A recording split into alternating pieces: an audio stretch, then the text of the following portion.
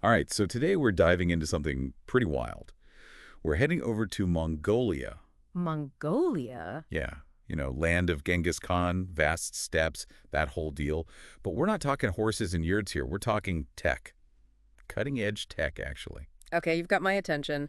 What kind of tech are we talking about in the middle of the Mongolian steppe? Lasers. Lasers! Lasers. We've got a bunch of articles and research here all about how Mongolia is tackling a pretty big challenge, the digital divide, Hmm. and their secret weapon, you guessed it, lasers. Okay, hold on, I gotta ask. How do lasers fix internet problems? I mean, I use a mouse for my computer, not a I don't lightsaber. know, right? It Oh. sounds like something out of Star Wars, but it's very real. The company we're focusing on is called Celestial. Transcelestial. Yeah, they're all about wireless laser communication, basically beaming information through the air on invisible lasers. So instead of running cables, they're shooting lasers. That's pretty slick. Exactly. And they've partnered with Mobicom, Mongolia's main mobile operator. Think of it, Mongolia, a country that's historically been pretty isolated, is now using space-age technology to connect people. That's a pretty big deal. It is. I've actually read a bit about this. Mongolia has some pretty unique challenges when it comes to building traditional internet infrastructure. You're telling me. I mean, you've got those vast distances, the Gobi Desert, some pretty intense weather conditions. It's like trying to lay down fiber optic cables across like the entire Grand Canyon and then do it again and again. And then throw in some blizzards and heat waves for good measure. Yeah, not exactly ideal conditions for delicate cables. Definitely not. Mhm. So that begs the question, why even bother? Why not just stick with, I don't know, carrier pigeons or something? Well, carrier pigeons might be charming, but they're not exactly known for their gigabit speeds. And in today's world, reliable high-speed internet is kind of essential. You're preaching to the choir.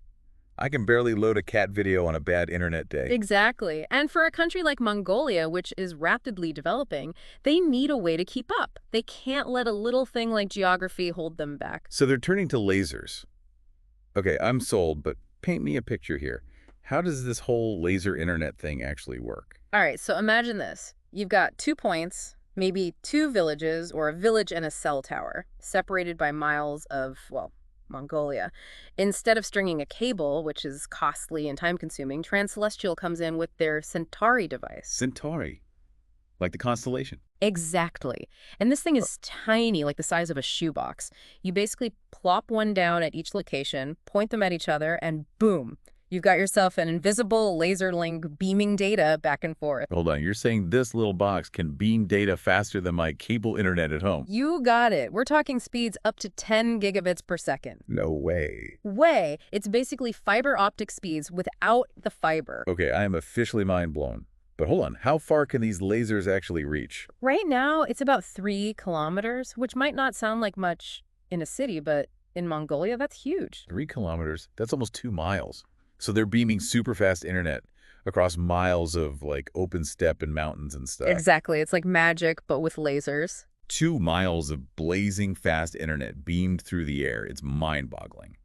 But it's more than just impressive tech. It's a game changer for Mongolia, right? Absolutely. Think about it. Connecting remote villages, bringing education and healthcare to places that were practically cut off. It's huge. It is, but I read that they've also used this technology at, get this, Coachella, Coachella, the music festival. the one and only. I guess even in the California desert, reliable internet is a hot commodity. Oh, absolutely. Hundreds of thousands of people all trying to upload photos and videos at the same time. It'd be a nightmare without a solid connection. So lasers to the rescue. Lasers to the rescue. They set up these Centauri links all over the festival grounds, creating dedicated high-speed connections. No more buffering, no more dropped calls, just seamless connectivity. That's wild. From the Mongolian steppe to a massive music festival, who knew lasers were the key to staying connected? It's a testament to how versatile this technology is. Whether you're a nomad checking the weather forecast or a festival goer live streaming their favorite band, it's all about bridging that digital divide. And speaking of bridging the divide, what kind of long-term impact do you think this could have on a country like Mongolia? I think we're just scratching the surface. Imagine rural communities having the same access to educational resources as students in the capital city. Or doctors being able to consult with patients hundreds of miles away? Exactly. Telemedicine could be revolutionary in a country where traveling long distances for healthcare can be a real challenge. It's like leaping over decades of infrastructure development in one fell swoop. It really is. And it's not just about convenience, it's about creating opportunities. With reliable internet access, people in remote areas can start businesses, connect with customers around the world, and participate in the global economy. It's like the saying goes, if you build it, they will come. Or in this case, if you beam it. They will connect. I like that. But it's not just about economics either. Think about disaster preparedness. Oh, right. When those Gobi Desert winds kick up a dust storm, I bet a fiber optic cable doesn't stand a chance. Not a chance. But with wireless laser communication, they can set up backup systems in a matter of hours. So if one link goes down, they can just reroute the signal through another one. Exactly. It's like having an insurance policy for your entire communications network. And because these lasers are unaffected by physical obstacles on the ground, they can quickly restore service even in areas that has been physically damaged. That's incredible. So you got this incredibly resilient system. It's fast, it's cost-effective, and it blends seamlessly into the environment. What's not to love? Right. And from a cultural perspective, preserving Mongolia's natural beauty is incredibly important. These laser links are practically invisible, so they're not cluttering up the landscape with a bunch of towers and cables. It's like a win-win for everyone. Faster, more reliable internet without the environmental footprint. What's next? Are we going to be beaming cat videos to Mars with this thing? Beaming cat videos to Mars, now there's a thought. But seriously, this laser technology seems like a no-brainer, so why isn't everyone using it? What's the catch? Well, there are always challenges with new tech, right? Cost is a big one, although compared to laying down miles of fiber optic cable, it's probably a steal. Yeah, I bet. And then there's the whole regulatory side of things. You can't just go around shooting lasers into the sky without making sure it's safe. I guess those dust storms we talked about could cause some interference, huh? Yeah, different climates and weather conditions definitely pose unique challenges. You've got to make sure these things can perform reliably, whether it's a dust storm in the Gobi or, like you said, a foggy day in London.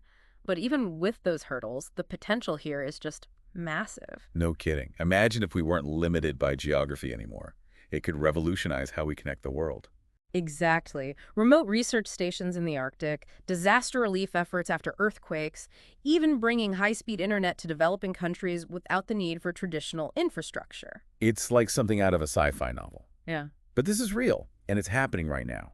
It really makes you think, what else could we do with this kind of technology? The possibilities are truly endless. Think about it.